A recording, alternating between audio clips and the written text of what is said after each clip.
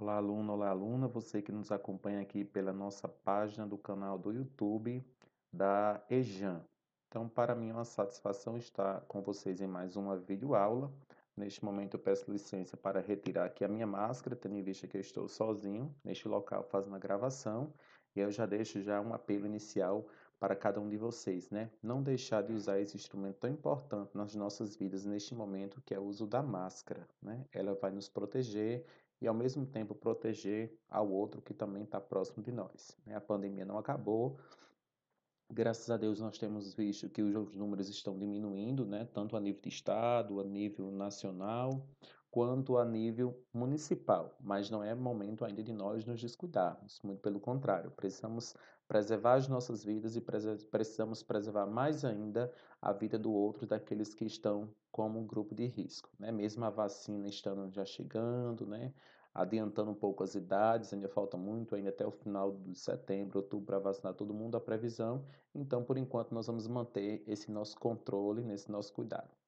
Bom, e para iniciarmos a nossa primeira aula do segundo bimestre, tendo em vista que nós, no primeiro bimestre, estudamos, né, o processo da parte gramatical, né, estudamos a morfologia, vimos o processo de estrutura e formação das palavras. Depois nós já começamos com a primeira classe de palavras estudada, que foi o substantivo, onde nós trabalhamos conceitos, classificação, gênero, né, e onde nós paramos e vamos dar continuidade em uma outra aula, retomando sobre o número, né, trabalhando número e depois gênero para poder encerrar o conteúdo de substantivo. Na nossa aula de hoje, nós vamos trabalhar uma parte voltada para a literatura. É um momento que nós vamos fazer um recorte nas escolas literárias para que nós possamos introduzir o primeiro conteúdo da segunda série do ensino médio. Sei da dificuldade de alguns de vocês, tendo em vista que os alunos que estavam na escola o ano passado, na primeira série, não tiveram a disciplina de língua portuguesa, nem de forma presencial, no início do ano, quando houve mais ou menos umas 2 semanas de aula, e muito menos na questão remota, né? Não houve a disciplina para vocês no ano de 2020. Infelizmente, uma grande perda para o processo de ensino-aprendizagem de vocês. Mas vamos lá. Então, vocês podem estar vendo aí ao lado, no slide, os estilos de época na literatura brasileira, ou seja, tudo que foi produzido desde o início da literatura. Aqui eu estou falando de Brasil, né? Tanto que vocês veem aí na linha do tempo 1500, certo? Vocês podem estar observando 1500, que é a datação histórica, né, do descobrimento do Brasil, do achamento do Brasil pelos portugueses, e a gente vai encontrar aí as primeiras escolas literárias, né, que a gente não pode chamar de praticamente uma escola literária, mas houve uma produção literária, né, mesmo que ainda produzida muito pelos portugueses, né, não era praticamente nada escrito pelos brasileiros, até porque quem habitava o Brasil eram os índios não sabiam ler, não sabiam escrever, então nós tínhamos uma produção literária muito importada, ou seja, produzida por pessoas de Portugal. E mais um pouco à frente é que nós vamos ter algumas pessoas que vão produzir um pouco dessa literatura brasileira, né? Mas assim, de uma forma muito tímida ainda. E aí nós vamos ter a chamada literatura de informação, né? Por que isso, gente? Porque eram mais textos que falavam sobre as terras recém-descobertas, né? Os textos eram mais de caráter históricos, né? Do que propriamente literários. Porém, né, na sua observância, entrou-se como uma primeira escola literária, né, considerada no Brasil. Já em 1601, eu tenho realmente a primeira escola brasileira, e agora eu começo a ter a produção realmente dos brasileiros, né? Os poetas brasileiros. Passado isso, em 1768, eu tenho o arcadismo. É nessa parte que nós vamos encerrar a primeira série, né? Digamos assim. E aí a gente vai depois para a segunda série, né? Que começamos com o romantismo. Após isso, nós temos o realismo, aí nós temos o parnasianismo, temos o simbolismo, onde a gente para a segunda série. E aí, na terceira série do ensino médio, onde vocês vão estudar no próximo ano, a gente tem o pré-modernismo e tem as escolas modernistas e depois o pós-modernismo. Então, todo o estudo da literatura brasileira está voltado para esse circuito de tempo, de 1500 aos dias atuais. Então, é muita coisa para a gente estudar. São muitos autores para nós trabalharmos, então provavelmente nós não iremos alcançar todos, por isso aqui nós vamos destacar aqueles autores mais importantes, aqueles autores que foram considerados, né, como aqueles que nós chamamos de cânones da literatura. Um cânone é aquele grande nome, aquela pessoa que se destaca. Então nós vamos citá-los, né? E não vamos alcançar todos. Então uma dica que eu dou para vocês é que vocês possam estar pesquisando outros autores do romantismo, além daqueles que nós vamos mencionar nesta videoaula. Além daqueles que nós vamos mencionar em outros momentos, vocês possam ter a curiosidade, vocês possam despertar o interesse pela leitura e possam estar pesquisando esses outros autores. E aí nós vamos, neste momento, né, trabalhar aqui, nossa primeira aula de hoje, trabalhando, situando esse romantismo no Brasil. Né? Vale salientar, gente, que primeiramente as escolas naquele período chegavam em Portugal e posteriormente vinham para o Brasil. Nós tínhamos aí, se você pegar a datação histórica, em 1836, você tem 14 anos de independência brasileira, né? O Brasil teve a sua independência proclamada em 1822, né? Então, 1822, nós estamos em 1836. Então, há um momento comparativo entre a história do Brasil e a história da literatura no Brasil. Eu disse anteriormente a vocês que toda a literatura produzida antes do romantismo, né, nas primeiras escolas da literatura brasileira, era mais por escritos de portugueses, ou tinha muita influência dos portugueses. Então, o romantismo, digamos que foi a primeira escola literária brasileira que buscou se libertar, né, desse momento de estar, né, atrelada à literatura portuguesa. Ou seja, vamos criar a literatura do Brasil, porque o Brasil já tinha sido liberto de Portugal. Então agora é a vez também de gritar a liberdade da literatura. Esquecer essa literatura copiada de Portugal para o Brasil, certo? E agora realmente trabalhar uma literatura que tivesse a cara do Brasil, que tivesse a identidade do Brasil. Então, isso aí nós vamos estudar na nossa videoaula de hoje. Então, ela vai até 1881. Claro, gente, que essas questões de datação histórica de 1836 a 1881 não quer dizer que antes de 1836 e que depois de 1881 não se escreveu mais nenhuma obra de caráter romântico. Não existe essa afirmativa. O que existe é situar o período em que houve uma ascensão dessa produção literária no Brasil, ou seja, que os autores fluíram para produzir aquilo que era mais, digamos assim, atrativo dentro do seu público leitor. Até porque vocês, não sei se vocês estudaram, ano passado acredito que não, porque não houve professor, mas nós vamos perceber que a literatura, quando ela é produzida, o autor, quando vai produzir uma determinada obra, seja ela de caráter poético ou de caráter em prosa, nós vamos perceber que, primeiramente, ele tem a intenção de atingir alguém. Né? Então, ele escreve para uma determinada pessoa, escreve para um determinado público. Então, é preciso haver essa preocupação. E aí nós vamos ver nessas duas vertentes, tanto na produção do romantismo brasileiro na poesia, quanto para a produção do romantismo brasileiro para a prosa. E aqui nos merece um destaque da palavra romantismo. Gente, cuidado, né? Porque nós temos romance. E aí, romance não é somente aquilo que fala de amor. O romance é um gênero literário do gênero narrativo, né? O romance. Então, é preciso a gente ter essa distinção para a gente não se perder nos conceitos e nas nossas afirmações.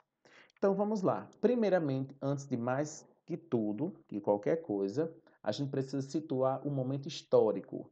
Alguém vai me perguntar, professor, isso é aula de literatura ou isso é aula de história? Isso é aula de português, isso é aula de história? Bom, aqui nós estamos na aula de língua portuguesa e estamos trabalhando a parte relacionada à literatura, certo? Mas para falar de quem produziu, o que produziu, ele teve um contexto histórico para isso. Então, eu preciso saber o que é que estava acontecendo no Brasil, o que é que estava acontecendo no mundo que influenciou essa literatura. Então, um dos pontos principais que nós vamos ver é o triunfo da filosofia burguesa.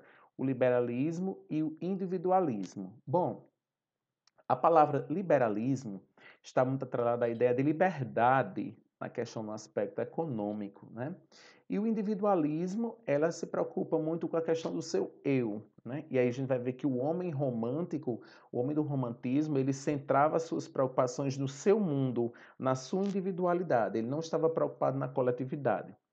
Nós vamos ter a ascensão da burguesia com o progresso político, social e econômico, né? Nós vamos perceber que neste momento a classe burguesa, que era aquela classe, né, comerciária, estava em ascensão. O aperfeiçoamento da imprensa, isso foi um fator muito importante para o romantismo no Brasil, ou seja, a impressão dos livros, a divulgação dos livros, né? Então isso foi um fator preponderante. Com isso, a transformação em produto de consumo, ou seja, o surgimento dos romances, né, dos livros impressos. Então, no Brasil, o que é que estava acontecendo, né? Esse contexto histórico era no mundo, né? A filosofia burguesa, o liberalismo, o individualismo, a burguesia em ascensão, né? O surgimento da imprensa, aliás, o surgimento não, a ascensão, o aperfeiçoamento, né? Porque ela já tinha uma datação histórica um pouco bem antes. E aí, no Brasil, nós vamos perceber a chegada da família real, né? Que está vindo para o Brasil. Se vocês lembram desse contexto histórico, eles fugiram da invasão de Napoleão Bonaparte, lá da França, então eles correram, vieram para o Brasil. Em 1822 eles já estavam aqui. O primeiro reinado, né, Dom Pedro I, as regências, que é um período que antecede o segundo reinado, que é Dom Pedro I, certo? Então ele era menor de idade, então ficou um período sendo governado por várias pessoas. A Guerra do Paraguai, o abolicionismo, né, que é a questão da liberdade dos escravos, o projeto de formação da identidade nacional, ou seja, de buscar o Brasil brasileiro e não o Brasil ainda pertencente a Portugal, porque nós sabemos que mesmo quando o Brasil se tornou liberto de Portugal em 1822, mas quem foi o primeiro governante do Brasil foi o Dom Pedro I, que era um português. Então, nós vamos perceber exatamente essa caracterização.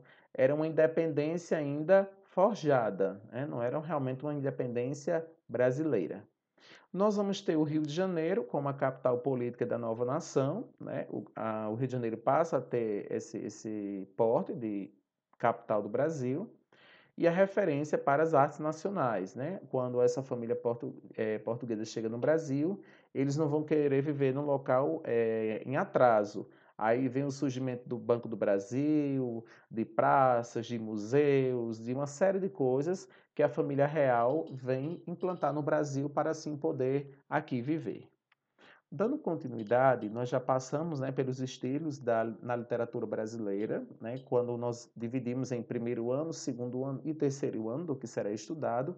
E aí nós vamos observar isso aqui, gente, e vai ser muito importante para vocês jamais vão poder esquecer, que são as características temáticas e formais do romantismo. Ou seja, qualquer literatura que você venha ler do romantismo, seja o autor Gonçalves Dias, Álvares de Azevedo, Sousa Andrade, né, Castro Alves ou qualquer um outro da literatura brasileira romântica, você vai encontrar essas características que são semelhantes às suas produções, né? Essas são as características gerais. É a mesma coisa dizer assim, vamos descrever o professor Douglas. O professor Douglas ele é de cor parda, ele é calvo, ele é magro, né? Ele usa óculos. Bom, então caracterizar a literatura romântica no Brasil é dizer como ela era constituída. Os textos que formavam a literatura romântica, como era assim produzida, né? O que é que ela tinha de identidade, como é que eu identificava que realmente ela era de caráter romântico. Então vamos lá. A primeira característica era a forte oposição à tradição clássica, que é exatamente isso aqui, gente. Essas escolas que eu mostrei para vocês do ano passado. Se vocês pegarem a escola Arcade, que é a escola anterior à escola romântica, os românticos vão ser totalmente contrários às características do arcadismo. Sempre uma escola é oposta à anterior. Quando vocês chegarem lá para o terceiro bimestre, que nós formos estudar a outra escola depois do romantismo é o realismo. O realismo ele vai ser contrário às ideias românticas, mas vão ser de acordo com as ideias árcades. Então a gente vai ter esse contraponto, né? Uma escola está contrária à outra, mas está bebendo da fonte de outra escola literária que já foi passada. Então é preciso que vocês sempre estejam observando. Então, o primeiro ponto, o homem romântico, ele é contra a tradição clássica. E essa tradição clássica a gente vai encontrar principalmente na escola Arcade. Bom, um segundo ponto é que nós temos a liberdade de criação, ou seja, no romantismo foi valorizado a questão da imaginação, da criação, da originalidade, né? Daquilo de identidade própria, de não copiar o outro, né? De não pegar um modelo lá de Portugal, mas sim dessa liberdade de dizer assim, eu vou produzir aquilo que eu sinto, eu vou produzir aquilo que eu vejo, como eu vejo o mundo, né? Então, os românicos eles tinham essa valorização da originalidade. Vai existir uma chamada linguagem nova, ou seja, uma linguagem metafórica, né? Cheia, permeada de metáforas, colorida, musical e menos formal. O que era uma coisa menos formal, gente? É uma coisa sem muitas regras, né? Sem muita, digamos assim, coisas fechadas, padronizadas, como havia na escola Arcade, né? Bom, nós vamos ter uma mistura de gêneros e espécies, né? Surge o chamado drama e o romance, né? Coisa que anteriormente nós não tínhamos ainda nas demais escolas.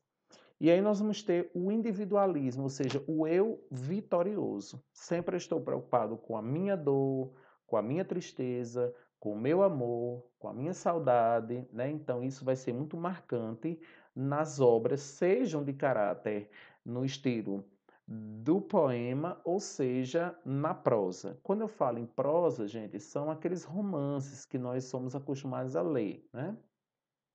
Um outro ponto é o nacionalismo ingênuo. A ideia de nacionalismo, ou seja, da nação, o meu país, né? A minha nação, onde eu vivo, né? Onde eu nasci. Então, a busca de construção de uma identidade nacional a partir de elementos europeizantes, né? Então, nós vamos encontrar, né, essa identidade nacional a partir desses elementos que eram europeizantes. Porém, se transformaram em ideias brasileiras. Bom, na poesia, nós vamos perceber que houve uma divisão em 3 gerações. Isso precisa ficar muito claro na mente de vocês. Isso vai ser ponto dos nossos trabalhos, das nossas atividades, das nossas avaliações, né? Então, cada geração, ela tem uma especificidade, ela tem uma característica diferente. Então, enquadraram, né? Quem enquadrou isso? Os críticos da literatura, os estudiosos da literatura para fins didáticos, ou seja, para a gente poder estudar na escola e assim melhor entender. Então, chamaram de primeira geração os autores que trabalharam a temática sobre o indianismo, sobre idealização e sobre nacionalismo. O que é cada um desses pontos, né? O que são cada um desses pontos? O indianismo vem de índio. Nós estamos falando de um Brasil originário. Estamos falando de um Brasil primata, primitivo. Então, quem é o primeiro habitante do Brasil? São os índios.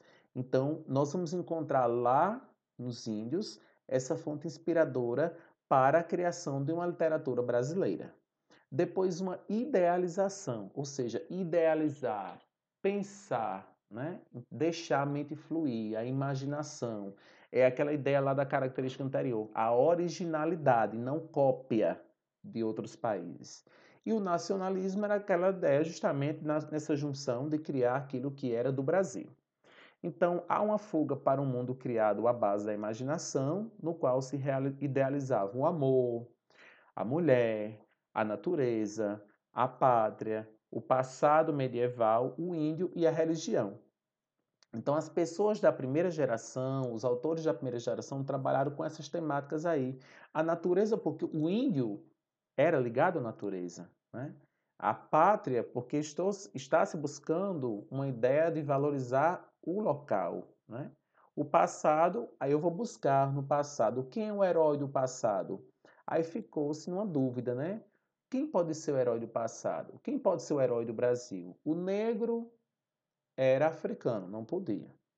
O europeu branco era de outro país. Então o índio foi eleito pelos escritores da época do século XIX, o romantismo no Brasil, como o herói da nação brasileira. E assim ele foi retratado nas produções da poesia da primeira geração.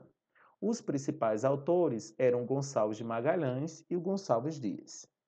Bom, nós vamos ter aí alguns versos de Ijuca Pirama, que foi escrita por Gonçalves Dias. Gente, se vocês observarem, eu não trouxe aqui especificamente, mas o Gonçalves de Magalhães foi aquele primeiro poeta que escreveu uma obra chamada Suspiros Poéticos e Saudades, no ano de 1836. Foi considerado a primeira obra do romantismo no Brasil. Mas por ela ser a primeira obra, ela não foi a mais importante, porque o autor que mais se destacou foi o Gonçalves Dias.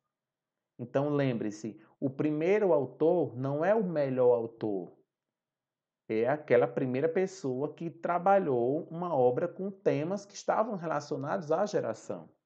E aí você pode me perguntar, mas professor, como eu sei quem é o melhor autor, o primeiro, quem é o segundo melhor? Bom, isso quem determina não somos nós.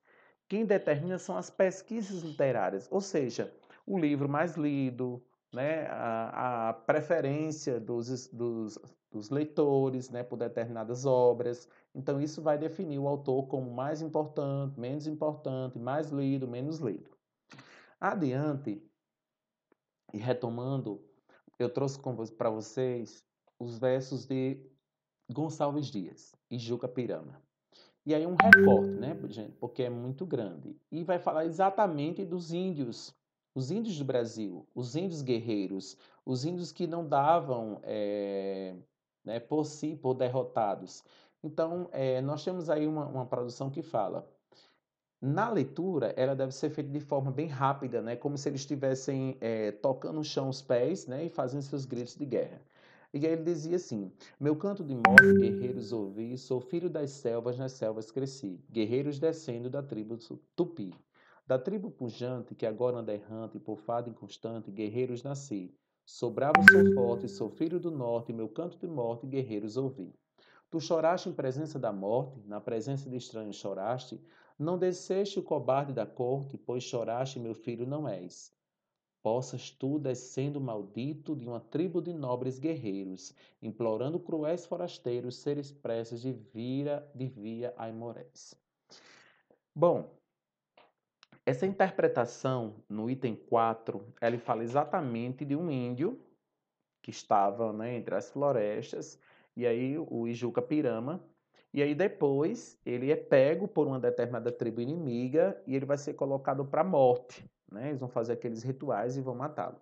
E aí, antes de acontecer isso, ele pede um momento para falar, fala que ele cuida do pai, que é cego, né, que é muito doente e debilitado, e não gostaria de ser morto em virtude disso, porque precisaria voltar para cuidar do pai.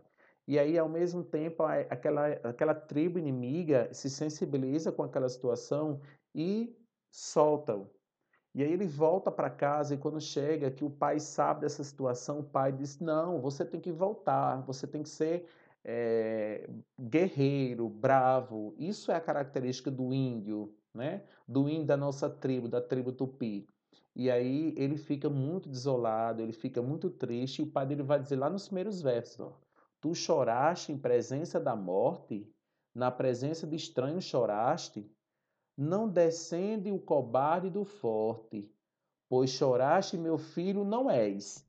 Ele renegou o filho na mesma hora, porque a gente sabe que o índio ele é guerreiro, ele é bravo, ele morre, mas ele não perde, né, o seu princípio de bravura.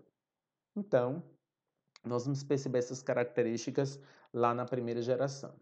Então, até há um comentário crítico, né, retirado do livro do Augusto Boal, né, quando ele vai dizer: o romantismo é, sem dúvida, uma reação contra o mundo do burguês, porém apenas contra o que ele tem do exterior, de acidental.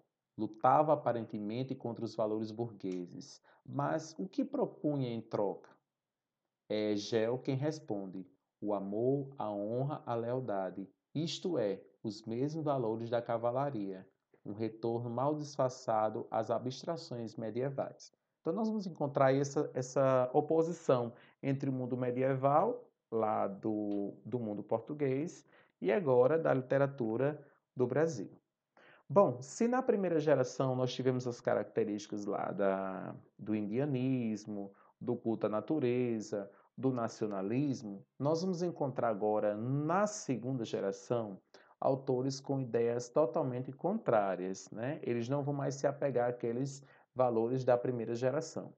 Os autores da segunda geração, eles vão ter, né, e vão ser denominados como mal do século, derrotismo ou byronismo. Vamos lá. Há um sentimento de derrota diante da vida, o chamado mal do século. Então, o homem ele vai ser sempre aquela pessoa pessimista, né? De crer que vai dar errado, que a morte é a única solução para a vida dele, né? A vida não faz mais sentido. Essa expressão ela vai se dar através do ceticismo, da ironia, do spleen, do byronismo, do satanismo e o desejo da morte. Quando você pergunta assim, o que é byronismo, professor? Byronismo é uma homenagem a Lord Byron. Lord Byron é um escritor inglês, da literatura inglesa, que lá na Inglaterra, ele trabalhou também essas questões. Ele influenciou os autores do Brasil, na segunda geração, a trabalhar a temática da morte, né? De ver as coisas de forma através do tédio, né? Então, a gente vai ter como principais autores o Álvares de Azevedo, o Casimiro de Abreu, o Junqueira Freire, o Fagundes Varela e o Bernardo Guimarães. Bom, vamos ter um exemplo aí do Álvares de Azevedo, né? De todos esses autores citados aqui no slide anterior, o poeta mais trabalhado, né, o mais lido nessa parte da literatura, vai ser o Álvares de Azevedo, seguido do Casimiro de Abreu. Então, o Álvares de Azevedo ele vai escrever assim: morrer, morrer é a voz das sepulturas, como a lua nas salas festivas, a morte em nós se estampa, e os pobres sonhadores de venturas rocheiam amanhã nos funerais e vão rolar na campa. E por 3 noites padeci 3 anos, na vida cheia de saudade infinda, 3 anos de esperança e de martírio, 3 anos de sofrer e espero ainda. Poema que ele criou aí, intitulado Com Saudades. E a gente vê que a todo momento o poeta ele evoca a morte, né? Ele fala em sepulturas, né? Ele fala em funerais, né? Ele fala em campas, né? Ele fala, né? Em saudades infindas, em martírio, ou seja, o tédio, a tristeza, a melancolia, a saudade, o desespero, né? Então o autor ele está permeado dessas características aí que o ensino na segunda geração. E aí ele vai escrever também um outro trecho em lembrança de morrer, quando vai dizer: descanse o meu leito solitário na floresta dos homens esquecida, à sombra de uma cruz, e escrevo nela: foi poeta, sonhou e amor à vida. Então, o Álvares de Azevedo, ele tem essas características, né, tediosas. Já o autor Casimiro de Abreu, ele vai trabalhar a temática um pouco diferente, né? Esse autor, ele trabalha muito a questão do saudosismo. E aí, gente, o que é esse saudosismo? É a saudade. Só que ele vai ter saudade da sua infância, né? Ele trabalha muito com essa ideia de voltar ao passado através das memórias, né? Da imaginação. E aí ele vai dizer o seguinte, ele vai retratar nesse poema a sua infância, né? Ele vai intitular de Meus 8 anos. Oh, que saudades que eu tenho da minha aurora da minha vida, da minha infância querida, que os anos não trazem mais. Que amores, que sonhos, que flores, naquelas tardes fagueiras, à sombra das bananeiras, debaixo dos laranjais. Como são belos os dias, o despontar da existência, respira a alma inocência como o perfume à flor. O mar é lago sereno, o céu manto azulado, o mundo som dourado, a vida um hino de amor. Ah, que saudades da minha infância, ó meu céu de primavera, que doces a vida não era nessa risonha manhã. Em vez das mágoas de agora, eu tinha nessas delícias de minha mãe as carícias e os beijos da minha irmã. Livre filho das montanhas, eu ia bem satisfeito, da camisa aberto o peito para descalços braços nus, correndo pelas campinas, à roda das cachoeiras, atrás das asas ligeiras das borboletas azuis. Naqueles tempos ditosos, da colher-se pitanga, tapeava tirar as mangas, brincava à beira do mar. Rezava as Ave-Marias, achava o céu sempre lindo, adormecia sorrindo e despertava a cantar. Oh, que saudade que tenho da minha aurora da minha vida, da minha infância querida que os anos não trazem mais. Que amores, que sonhos, que flores, naquelas tardes fagueiras, à sombra das bananeiras, debaixo dos laranjais. Os versos, né, do Casimiro de Abreu são versos bonitos, né? Eles são rimados, a gente percebe, né? Ele rima aí bastante, né? O que torna a leitura muito produtiva, uma leitura parece musicada, né? Parece que nós estamos cantando. E aí ele escreve exatamente sobre essa saudade que ele tem. Veja que ele não é um poeta que escreve com tédio, né? Como Álvares de Azevedo, o poeta anterior, né? Então ele também é da segunda geração, mas ele trabalha com esta saudade, né? Com este tempo que não volta mais e que valoriza esse tempo em que ele estava lá junto aos seus familiares, né? Ele cita a natureza, né? Fala em laranjeiras, em bananais, né? E assim por diante. E vem uma terceira geração, uma geração totalmente também diferente, contrária às duas anteriores, a chamada geração condoreira ou crítica social.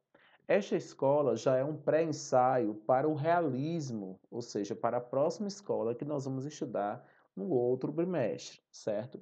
Então, esses autores, né, como nós vamos ter aí o Castro Alves, né, e o Sousandrade, eles vão trabalhar exatamente, né, a temática do desejo de reformar a sociedade, né?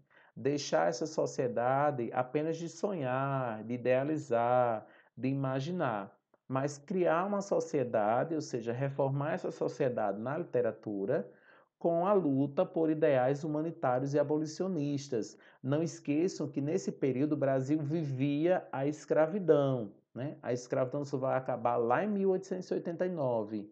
E aí nós vamos ter de 1822 a 1836 o romantismo no Brasil. Então, há uma defesa dos fracos e oprimidos, a literatura como forma de engajamento e participação na sociedade e o chamado condoreirismo. Gente, condoreirismo vem de condor. Condor é uma ave, né, que expressa a liberdade, ela voa a longas alturas. E aí veio essa ideia de associar, né, a escola da terceira geração ao condoreirismo, essa palavra condoreirismo.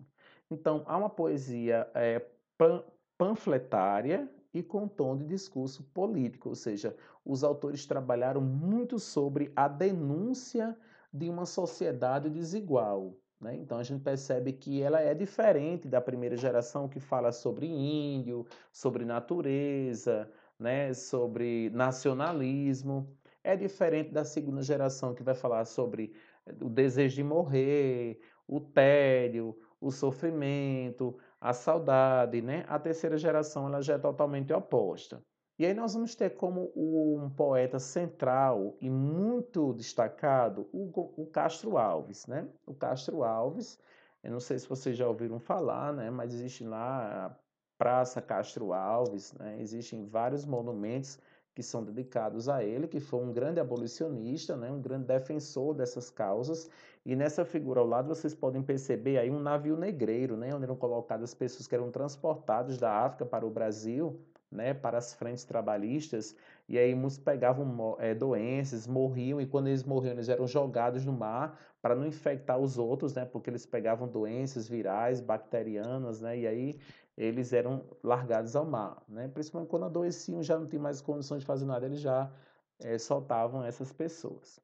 E aí ele vai dizer o seguinte: Veja que ele associa ainda o aspecto religioso. Ele invoca, ó, Senhor Deus dos desgraçados, dizei-me vós, Senhor Deus, se é loucura, se é verdade, tanto horror perante os céus. Ó mar, por que não apagas com a esponja das tuas vagas, do teu manto este borrão? Astros, noites, tempestades, rolai das imensidades, varrei os mares tufão. Então ele desejava naquele momento, né, que os navios, né, pudessem, a natureza pudesse evocar uma ajuda para aquelas pessoas, né, aqueles aflitos que estavam sendo transportados naqueles locais. E aí depois ele vai dizer: são os filhos do deserto, onde a terra expôs a luz, onde vive em campo aberto a tribo dos homens nus. São os guerreiros ousados que com as tigres mosqueados combatem a solidão. Ontem simples, fortes e bravos, hoje míseros escravos, sem luz, sem ar e sem razão. Né? Eles ficavam naquela parte bem abaixo, né, dos navios, né? Eles não viam a luz, eles não conseguiam pensar, né? Eles praticamente não respiravam bem, era muita gente, um em cima do outro. Isso, gente, a literatura trouxe como ponto de discussão, mas nós sabemos que historicamente isso é verdade, né? Eram as condições que eram impostas aos escravos e por isso que hoje existe uma valorização, uma diferenciação do negro na sociedade, quando se propõe a questão das cotas, né, para as pessoas de cor negra, que é exatamente para equiparar tudo que essa classe, né, sofreu no Brasil durante muitos anos, né? Então é preciso equiparar uma perda histórica, né, uma dívida histórica que existe com os africanos que foram trazidos para o Brasil, né, e fizeram parte do processo de miscigenação do nosso país. E aí nós vamos para um momento de sairmos um pouco sobre a questão da poesia e adentrarmos a questão dos folhetins, que é exatamente a produção da prosa, gente, ou seja, o surgimento dos romances no Brasil. Então, nós vamos encontrar aí, eu coloquei para vocês vários livros que existem, foram criados, né, escritos há muitos séculos, mas até hoje eles são objetos de estudo, de monografias, de mestrados, de doutorados, ou outras pessoas leem realmente por gostarem da literatura, até por encontrar nela traços que façam voltar ao passado histórico, já que não se volta ao passado, né, de forma realmente a transpor-se até lá, mas você pode voltar ao passado por leituras, por pesquisas, por ver objetos, né, guardados, etc. e tal. Mas assim, neste momento nós vamos encontrar esses folhetins. E esses folhetins, gente, eles deram origem aos romances e deram origem às chamadas novelas que nós assistimos hoje. Então, por isso que é muito importante nós estudarmos um pouco da história, né, da literatura, para entendermos fatos que existem na sociedade de hoje, que são originários lá do século XIX. Então, os romances de folhetim. O folhetim, ele é uma palavra que vem do francês e significa folha de livro. Possui duas características essenciais. Quanto ao formato, é publicado de forma parcial e sequenciada em periódicos, jornais e revistas. Então, geralmente naquela época eram publicados jornais e revistas. Lá no finalzinho, no rodapé, existia, né, um trecho deste folhetim. E aí, todos os dias, as pessoas compravam esses jornais, essas revistas, para acompanhar essas leituras. E é aquilo que nós temos hoje na televisão, né? Existe a novela que tem 20 minutos, meia hora, não sei, que eu não assisto novela, mas já assisti um tempo e tem um tempo, né? E corta, né? Divide, tem um intervalo, tal, tal. E quando chega naquela parte principal, para e só no outro dia. Da mesma forma, os folhetins assim eram. Quanto ao conteúdo, apresenta uma narrativa ágil de fácil compreensão que despertava a atenção do novo público leitor da época.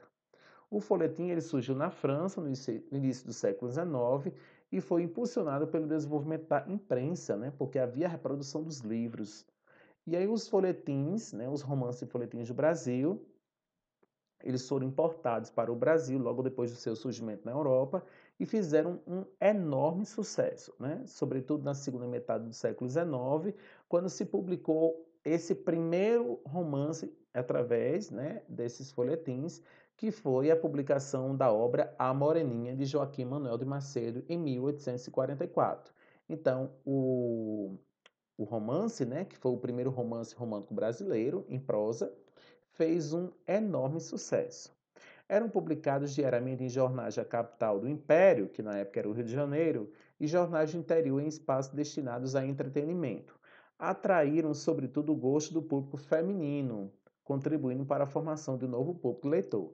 Nós sabemos que foi um momento muito complicado. Por quê? Por que que as mulheres liam tanto? Porque as mulheres, naquela época, na sociedade, elas não tinham nenhum papel, né? Elas não desenvolviam nenhuma atividade.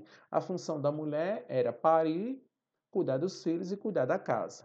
Então, o tempo que restava ocioso para elas, elas ficavam lendo aqueles romances. Só que aí depois aconteceu um problema, gente, e as mulheres começaram a sonhar demais, colocar muita coisa na cabeça, e os maridos não quiseram mais. Então, foram tomadas essas literaturas para as mulheres, né? As mulheres começaram a ficar muito pensando em amor, em saudade, em namorado, e aí houve um pequeno problemazinho, né? Que aí nós vamos dar continuidade em uma próxima aula, certo? Neste momento a gente vai parar no início da prosa. Eu só fiz falar para vocês aqui que os folhetins deram origem aos romances, mas na próxima aula a gente vai ter que classificar esses romances. Os romances foram classificados em romance urbano, romance regionalista, romance indianista e assim por diante, certo? Então, por hoje nós vamos parar nessa primeira aula do segundo bimestre, claro, né? E aí nós vamos dar continuidade na nossa próxima aula, certo? Então, fica para vocês a dica de dar uma lida no material complementar que vocês podem estar pesquisando na internet. Quando vocês colocarem romantismo no Brasil, vai ter 1 milhão de informações que vai aparecer. Você pode estar folheando, lendo, coisas interessantes. E na nossa próxima aula, aí nós vamos dar continuidade trabalhando de fato agora a prosa na literatura romântica no Brasil. Então, quero desde já agradecer a cada um e a cada um de vocês que parou um pouco, né, para assistir essa videoaula, muito importante para a construção do nosso conhecimento, em, como eu digo, voltar a um passado histórico para conhecermos um pouco da história do Brasil, ao mesmo tempo um pouco da literatura brasileira. Ok, pessoal? Então, fiquem todos com Deus, tenham uma ótima semana e até a nossa próxima aula, se Deus quiser.